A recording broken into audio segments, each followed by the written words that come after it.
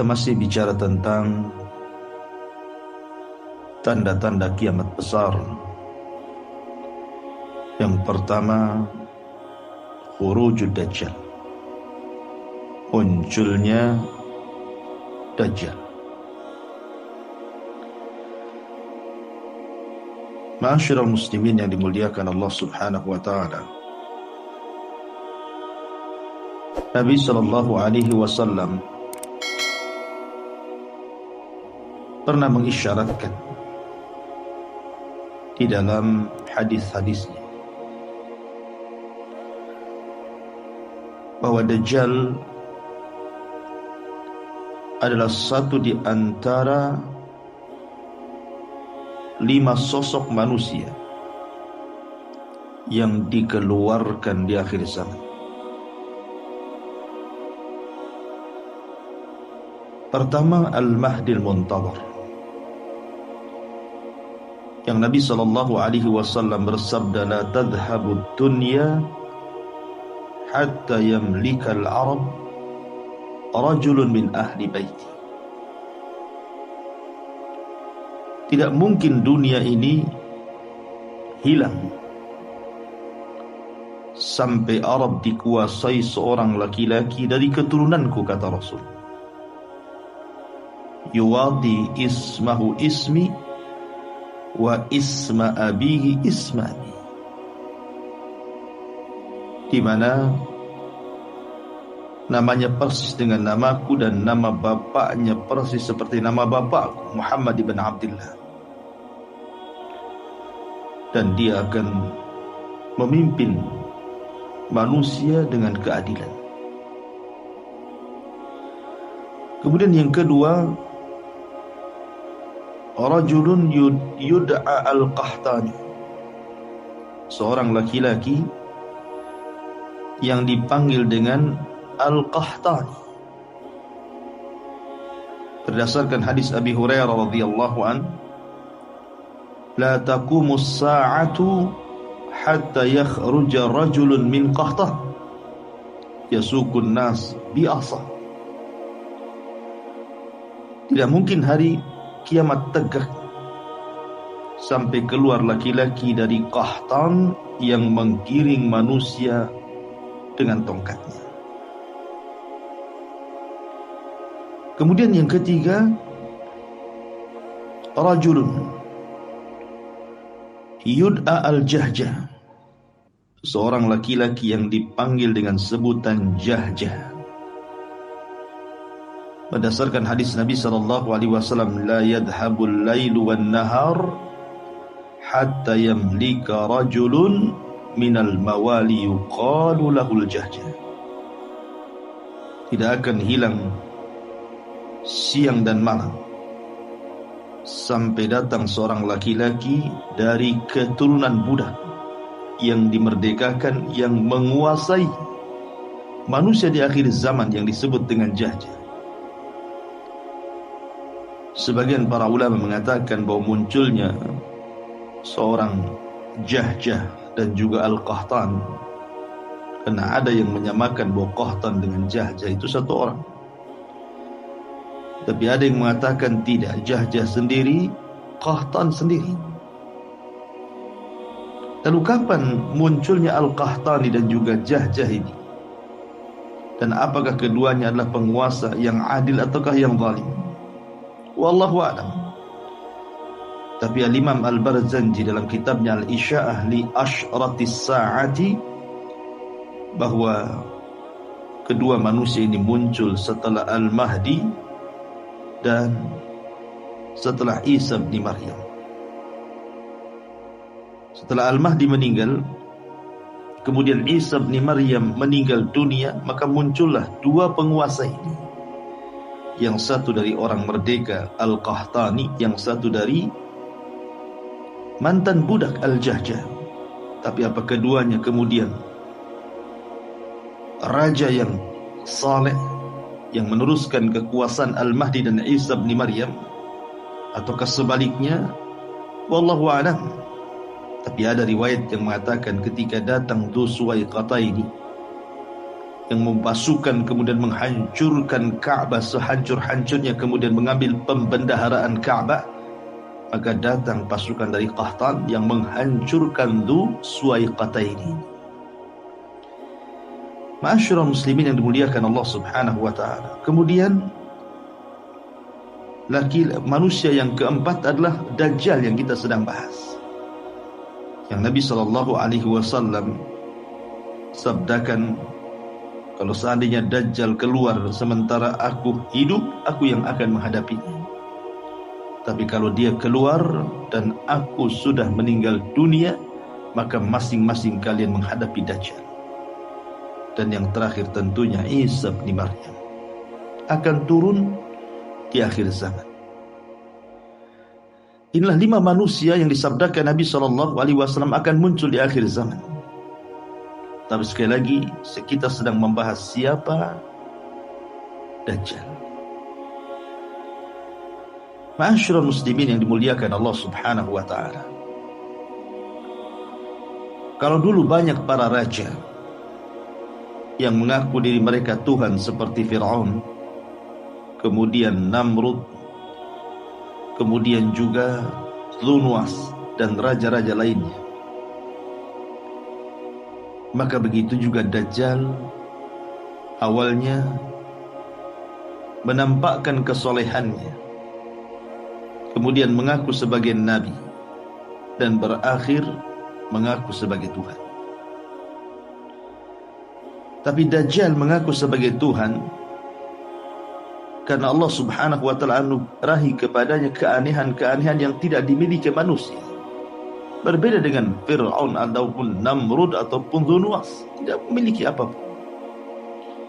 Karena Dajjal adalah fitnah terbesar yang Allah Subhanahu wa taala keluarkan kepada manusia untuk menguji iman manusia.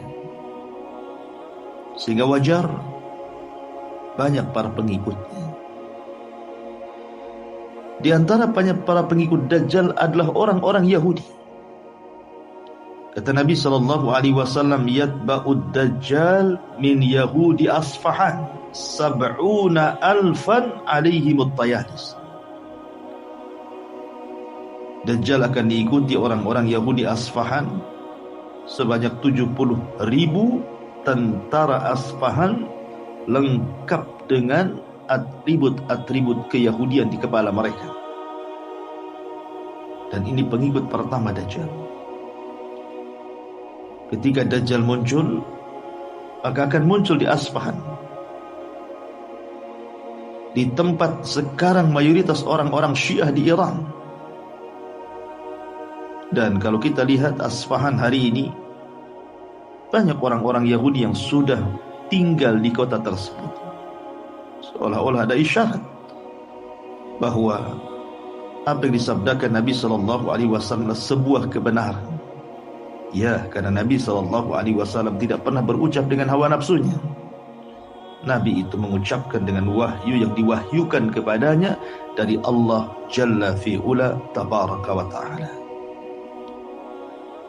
Kemudian dengan 70,000 pasukan Yahudi,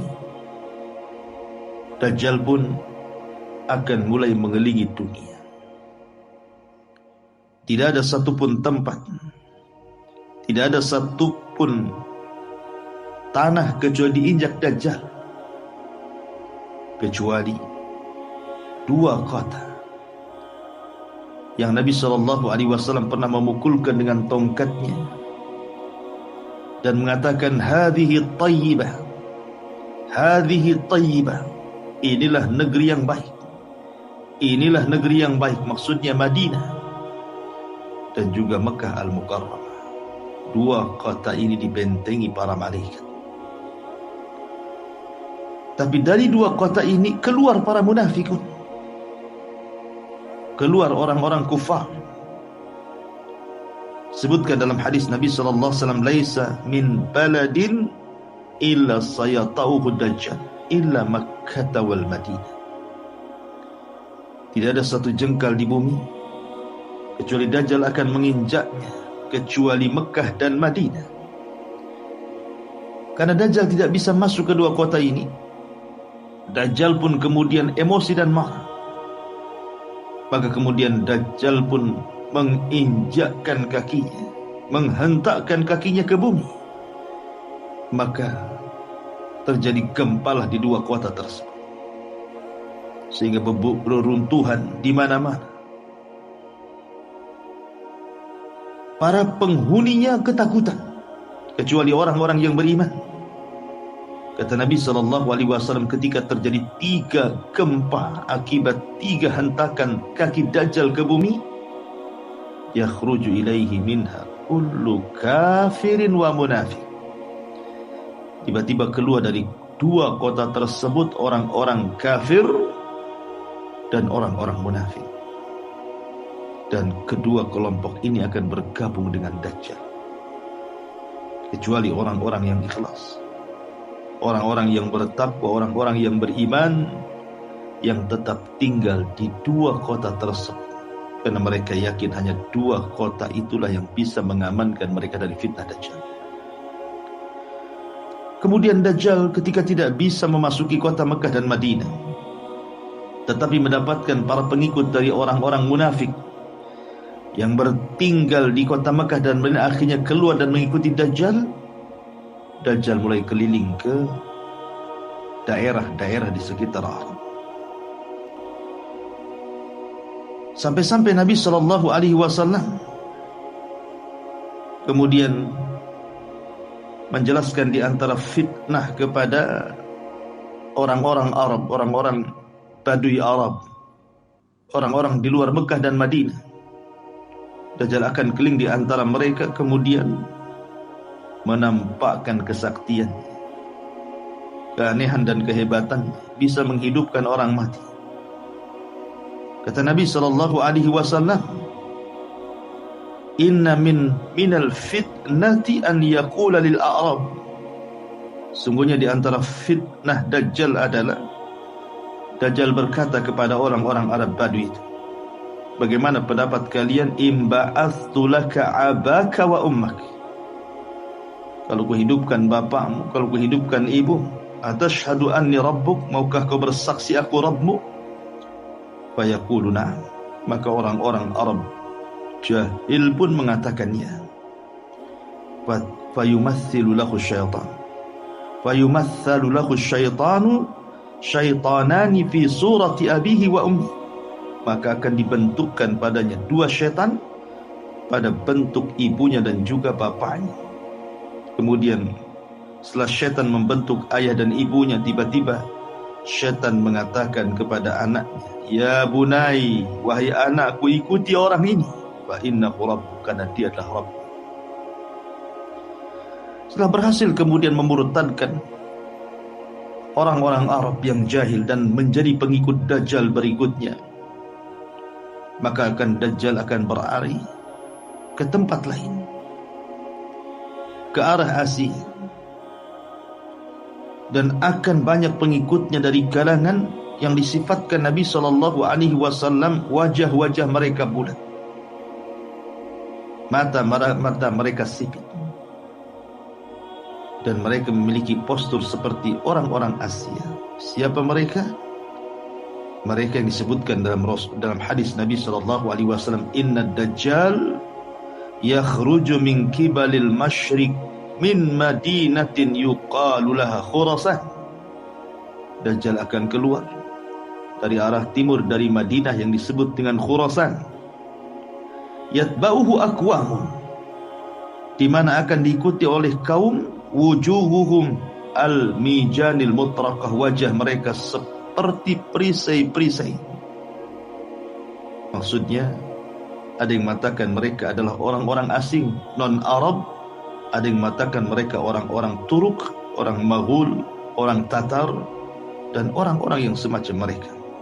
Artinya Dajjal akan dapat dukungan besar dari orang-orang Asia, orang Turk, orang Ajam, orang Tatar, dan tentunya yang paling banyak menjadi pengikut Dajjal adalah kalangan wanita. Makanya wajar Nabi SAW mengatakan di akhir zaman orang-orang yang beriman saking takutnya dengan istri mereka, saudari mereka, ibu mereka, bibi mereka, maka mereka mengikat wanita-wanita itu agar jangan keluar dan jangan berjumpa dengan Dajjal. Ya, karena para wanita disabdakan Nabi SAW, naqisatu aqlin wa din, kurang agamanya dan kurang akal, sehingga mudah mengikuti ajakan Dajjal yang sanggup untuk memberikan apapun yang dikehendaki para wanita, dari perhiasan, kemegahan dunia, dan begitu seterusnya. Makanya banyak kemudian para wanita murtad di akhir zaman dan akan menjadi para pengikut Dajjal. Ma'asyiral muslimin yang dimuliakan Allah Subhanahu wa taala, sedemikian besarnya fitnah Dajjal sehingga wajar Nabi SAW menganjurkan kita untuk berlindung dari fitnah ini. Lalu bagaimana caranya kita berlindung dari fitnah Dajjal? Apa yang kita harus lakukan? Apa yang harus kita baca? Apa yang harus kita pelajari supaya kita mampu untuk melawan fitnah Dajjal? Tentu ini pembahasan yang panjang. Mudah-mudahan yang sedikit ini ada manfaatnya. Al-afu minkum. Subhanakallahumma bihamdika asyhadu an la ilaha illa anta astaghfiruka wa atubu ilaik. Allah ta'ala. Assalamualaikum warahmatullahi wabarakatuh.